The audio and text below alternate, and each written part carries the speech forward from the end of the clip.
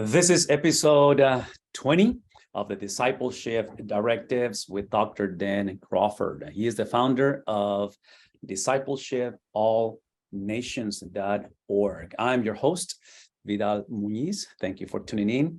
In addition, many of you know that Dr. Crawford is also the senior professor emeritus at Southwestern Baptist Theological Seminary. Dr. Crawford, always a pleasure, sir. How are you feeling today? Wonderful. Doing great. Well, it is a special day. It's because it's always special to talk to you, but specifically today, we don't get to do this every week, but we do have a special guest. And this morning, I'd like for us to meet our special guest, Dr. Audrey Jones. Good morning. How are you today? I'm awesome. Thank you. Well, it's good to meet you and good to have you. And Dr. Crawford, I'd love for you to introduce Dr. Jones this morning and just let us know about, well, actually, I want for the two of you guys, give us a little bit of feedback of the connection relationship. I'm the new guy. I'm kind of just here, enjoying each other's friendship. But Dr. Crawford, where did you meet her? Where is this coming from on the relationship? Well, we've known each other a few years. Yeah. I was the Baptist student minister at what was then Pan American University. May have actually still been Pan American College when we met. I'm not sure when that It was college. And she was a student, and that's how we met. And not just minister-student relations, but just good friends over the years. And we've kind of followed each other's paths and reacquainted when we're back into the Valley, and my wife and I and Audrey and her husband, Keith, usually get together for a meal when we're there. And she has a phenomenal career path from the days that she was a student at Pan American. So I'd like for her to kind of take us down that path to her current title, because she's trying to retire and it's not working any better than my retirement. Well, you are a good model, Dan. Actually, I was a nursing student at Pan American College, and at that time they had a 2-year nursing degree, and I had struggled a lot to try to decide what to do with my life. And the summer before I started college, I'd been helping a church in San Angelo that was establishing a church. And I went to help with the young people and went to camp. And at camp, I'm really praying very intently about, oh, Lord, I'm starting college in the fall and I don't know what I'm going to do with my life. And I got this mental picture of a nursing student sitting at the desk in her little uniform. And I kind of took that as my vision to move on into medicine. So I went to nursing school, and after I finished that degree, I moved on to Dallas Baptist College at the time in Dallas and did my bachelor's degree in nursing, went on to University of Texas at Arlington and became a nurse practitioner. And then a few years later, the opportunity to go to medical school came up and I jumped at it. And so I graduated from medical school at the Osteopathic Medical School in Fort Worth in 1988, did my residency at John Peter Smith, kind of reconnected with Dan at that point through, he was in Fort Worth and I was there too. And and then later moved back to the Rio Grande Valley in 97 and worked my way through all the emergency rooms here because I'd been doing emergency room work and got tired of that. After about 12 years, you burn out on that. So I opened a family practice. I've been in family practice here since 97, but the opportunity to teach in the physician assistant program at University of Texas, Rio Grande Valley came up, but it was University of Texas Pan American at that time, and then became UTRGV. So I've been there 10 years and I am retiring from there in May. Will continue in my private practice, but I've just kind of climbed the ladder of medicine throughout my life. So it's taken me all the way up to owning my own family practice. And the fun thing now is that for the medical school, they have a very large, the medical school where I graduated has a very large Christian medical society, and they come down here every spring break and work with the river ministry and have clinics at all the local churches in Mission, La Jolla, Alton, Penitas. So I connect up with them at spring break and kind of preceptor the students. So it's really fun to reconnect with all the medical students from my school. And then we have a worship service for them and feed them on Wednesday night.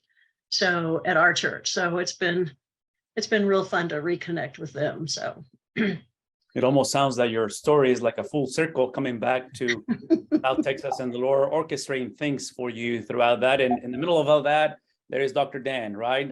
Right. Back in those days as a student, BSU back then, Baptist Student Ministry in Union back in those days, and seeing that foundation. Well, thank you for your service. Thank you for joining us again, Dr. Jones. It's a pleasure to have you. And, listening to the story and the narrative, especially your field of expertise, I mean, there's no way around time management. I mean, how you redeem the time, in a season as a student.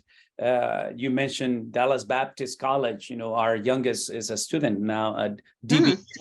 And just that redemption of time. And, I don't know if you know this, but probably you know by now, speaking to Dr. Crawford, he comes every month, to South Texas. And part of what he does, besides reconnecting with, former students, he spends time building new relationships with pastors and church leaders. And Dr. Crawford, this last time you spoke of time management, and specifically, you spoke of redeeming the time based from Galatians chapter 4. We love for you to maybe expand a little bit of that and give us a quick reminder of what you said on our previous pastors meeting. I used an illustration that for the older ones there, they didn't need an explanation, but for the young ones, they didn't have a clue what I was talking about. So I brought a copy of my S&H Green Stamps savings book, which was extremely popular about the time my wife and I got married. Everything had to do with saving stamps. Grocery stores would do double stamp day on Wednesday, and you might go hungry on Tuesday night, but you would never buy groceries until double stamp day. And gasoline stations, double and triple stamp days, and you'd wait to fill up your car with gas on those days. And you collected these things, put them in a book. They never stuck. It tastes terrible and it didn't stick. So you had to put them in and put a rubber band around it. And you collected these things. You had a catalog that had all these gifts in it. And when you got so many books of stamps, you could go across town to a place that had a sign on the door that said Redemption Center. Now we're back to what I'm supposed to be illustrating here. And you go in and you trade in your stamps, but you get something back that you deem to be of greater value. You may have 5.5 books of these stamps, but there's a lamp for 5.5 books and you need a lamp. So the process is you trade in something of value, and these things were valuable. Would hoard them up. Yeah. There was a radio station I remember in Brownwood that had a want ads of the air, and the women would come on and trade their stamps, S&H stamps for Buccaneer stamps and Texas Gold and all the other kind of stamps. But you traded in something that you thought was valuable for something you thought was of greater value. That's what God did. God sent Jesus to redeem the world unto himself. Mm-hmm. In other words, he traded in his son to get back the world. Mm-hmm. And then he said to us, redeem the time. So what do? We have to make good use of the time, because our job is redeeming the world to God, trading in our time for his time, trading in our life. We talk about dying to self, trading in our life for the Christ-like life. And so those were kind of the ways. And then we talked about some myths of time management that are pretty obvious. If I had more time, I'd get more done. That's not true. Right. You got the same 24 hours that I've got. So it comes down to discipline. And we talked about that a little bit. So that's kind of where we went on time management. Dr. Jones, so listening to Dr. Crawford speak this morning, and I'm sure that throughout the years, especially your days back in college when you met him, brings you some memories. I'd love for you to give us maybe, I don't know, maybe a story, maybe a thought that what are some of the things that you remember that through the years, maybe under his teaching, his mentorship, back in the day, student ministry. You spoke earlier of your involvement with local churches, which obviously you have been and are still involved in local church. But specifically, Dr. Crawford, what can you tell us back from those previous years back in college? He had grand ideas. It was awesome. We opened a coffee house, and I remember as we opened it, I was the manager of the coffee house, and we went in and he secured a building for us, and we secured that building. We went in and painted it. This was 1970, so you can imagine what it looked like with a bunch of college students designing it.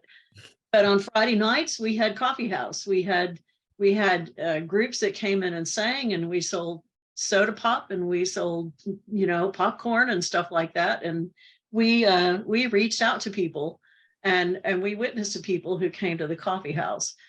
But the best story is there is a thing now that goes on among our local colleges called Beach Reach. It's still going on today.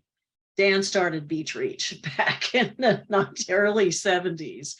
And we got this, I don't know if it was the Baptist men or who owned that 18-wheeler that they had in the front part of it, they had a dental clinic, and the back part, they had a medical clinic.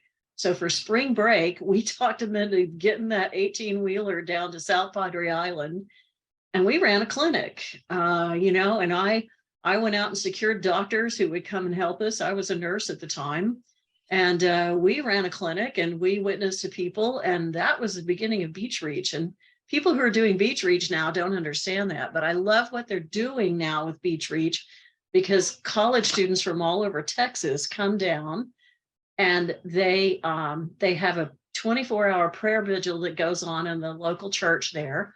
They serve pancake breakfast, and they have van rides. So kids that come out of the bars that are too drunk to drive home, they will give them a ride back to their hotel, and they have kids in the back who are witnessing to them. So they're winning souls to Christ and baptizing them there in the ocean, and it's just incredible. So that's the big story about Dan.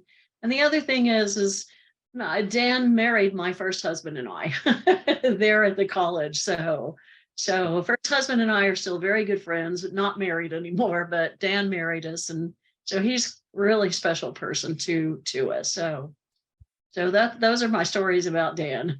Definitely deep connections with Dr. Crawford throughout the years. Well, I didn't tell you this before our recording began in our podcast, but I do serve I'm a part of Texas Baptist, the PGCT. So when you mentioned Beach Reach, that is a ministry of the Baptist student ministry across the state. One of the things, Dr. Crawford, that you don't know this either from me, because I come from a couple of decades of pastoral ministry. I did pastor First Baptist Church, Port Isabel, and First Baptist Port Isabel has been kind of the place where the students on their arrival, that's where they arrive before they go across the island, for which I really want to believe that this is providential, because this morning, Dr. Crawford and Dr. Jones, if you don't mind, before we close our time together, we need to pray for Beach Reach, because we're only a few weeks from spring break. And we're about to get hundreds and hundreds and hundreds of young people. And we'll get our BSM, squad, so to speak, just coming and ministering to them. So, Dr. Crawford, I'm going to reverse the question to you. Here you are reconnecting with Dr. Jones before she was Dr. Jones. Right. She was a college student, and Before I was Dr. Crawford. before you were that is before you both were doctors. And what is it that you remember of those early years of for you ministry, and for Dr. Jones also, launching into her pilgrimage educational career? What do you remember? What can you bring us back into those days of Pan American College? Well, the time on the beach was, I guess we started it, and nobody else was doing anything. Right. That Right. was Texas Baptist Men, I believe, operated Yeah. that 18-wheeler, and we got it down there. I don't think we treated anything more than sunburn and jellyfish stings, but it was fun, and people had those problems, and they came to us. And I remember one night I was doing the night shift, and this guy stumbled in, and he was bleeding from the head, and he'd stumbled and cut his head somehow, and he needed help. And he was so, I don't know if he was drunk or high, but so much so that they didn't even bother sewing him up or deadening it. They just sewed him up without any. Just sewed it up. And he's sitting there, they told him, go sit over there for a while till we kind of observe you. And so I start witnessing to him, and he said, oh no, do I have to accept Jesus again? And I said, what do you mean? And he said, that tent over there, they're giving away free food. It was another group. And he said, I accepted Jesus over there at lunch today. So do I have to do that again? And so we kind of went through it again to be sure he knew what he thought he was doing. And but just experiences like that, it was so much fun. And we were the only ones. And then a year or two later, the state BSU office decided to let a bunch of students come down. And if we're going to pray for Beach Reach this year, there's a new dynamic that hasn't happened in recent years anyway, because it started at Asbury University in Wilmore, Kentucky, just a few weeks ago. This revival, praise, and confession, it has spread. It has been at Baylor. It has been at Texas A&M. I know personally, Tarleton University has a group coming. They're on fire. I mean, these college students have experienced a type of revival that those of us who are older don't necessarily identify with, but we appreciate it and we recognize it. Right. And pray for it. But you're going to have a mixture on the beach now of students who go for, well, we used to say, what was it, Audrey? We said 3 S's. Was it suds, sex, and sun, or something like that? Something like that, yeah. I forget now, but they're not going for all the right reasons. But sun, sex, and suds. Sun, sex, and suds. I guess that was it. But they're going to be mixed in with hundreds of students who've just had a fresh encounter with the Lord. It's going to be fun to watch. It's going to be I fun. wasn't so old and didn't have skin cancer so bad. I want to go down and get in the middle of it, but I'm not. No, you don't want to. No, I'm not doing it. Takes hours to get over to the island during spring break. I'm going to read the news. There you go. And pray. And pray. Yeah. Well, thank you both for what you have done, especially through student ministry. I'm a native of Mexico, came to the States after high school, went to Baptist colleges and seminaries. And in my early years of ministry, vocational ministry, and just pastoral ministry was through the BSM. I was still BSU back then, doing some planting in East Texas. And now we have 3 kids, college kids, and guess what? They're actively involved in the BSM. So this is obviously the domino effect of gospel, presentation, which now we are going to see a heavy concentration here in our backyard here in South Texas, which again, Dr. Crawford, you've been invested for many, many years. And the Lord has brought you back through the ministry of Valley Baptist Missions Education Center. And again, just, it seems to me, Dr. Jones, I don't know if you agree with me, but, in life and ministry, it seems that when we reconnect, it's like we just continue the conversation we just had yesterday, although it's been years. right? But Yes. definitely, this obviously these venues, these channels of technology and social media allows us to reconnect. Which, by the way, this is a podcast. We are on YouTube, and the name of the channel is Dr. Dan Crawford, just his name, Dr. Dan Crawford. And love for you guys to subscribe when you get a chance. And obviously, if your generosity moves you beyond and you want to share this, love for you guys to do that as well. Dr. Jones, we're coming to the end of our podcast. We value your time and we appreciate you so much. Any final thoughts, anything, because, you know, our podcast, not primarily, but targets a lot of pastors.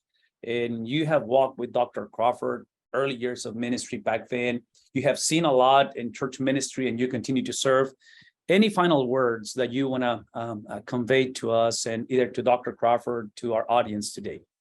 I don't think I've ever said, Dan, thank you. Thank you for those years. Thank you for being there. It made a big difference in my life. It truly did. Thank you. You're welcome. I know many people have said thank you to you, Dr. Crawford, and we're grateful that we are able to connect today, and we're grateful to meet you, Dr. Jones. Thank you so much, and thank you guys for joining us today to this conversation that I didn't know was going to go through, you know, BSM and Beach Reach. But I'm excited. So let me just close with a prayer. Let's pray for our students. Let's pray for safety. Let's continue to pray for that revival, for that awakening, that the object of the experiences, which we're not against experiences, but the object is the person of Christ. That, you know, however the Lord is manifesting himself in confession and redemption and restoration of lives, always draws to the presence, to the person of Jesus. And that's exactly where we're here after all these testimonies and all these years of service. So let's. This is episode number 3 of Discipleship. This is Directives podcast and Dr. Crawford.